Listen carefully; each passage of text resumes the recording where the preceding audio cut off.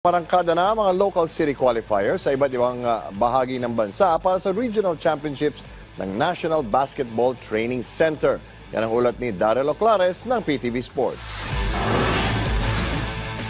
Bilang bahagi ng pagpapalawak ng National Basketball Training Center, nagsimula na ang mga local qualifiers sa iba't ibang panig ng bansa para masala ang mga under-19 teams na makakapaglaro sa inaugural NBTC Regional Championships. Sa kabuuan, may 68 local qualifying tournaments kung saan ang mananalong kupunan ay tiyak na makakakuha ng pwesto sa regional meet na isasagawa sa Ilocos Norte, Sarangani, Cebu at Batangas.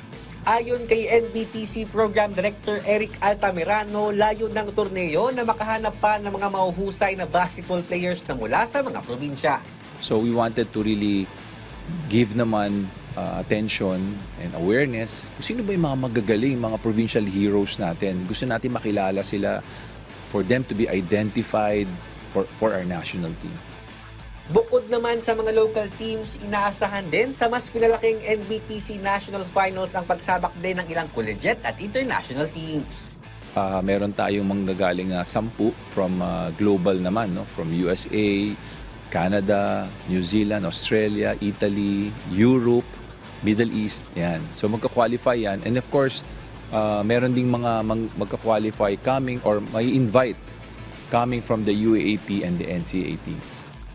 Ang top 4 teams naman na magwawagi sa North Luzon, South Luzon, Visayas at Mindanao Championships ang makakapasok sa 2024 NBTC National Finals na isasagawa sa Mall of Asia Arena mula March 18 hanggang 24. Daryl Oclares para sa Bayan.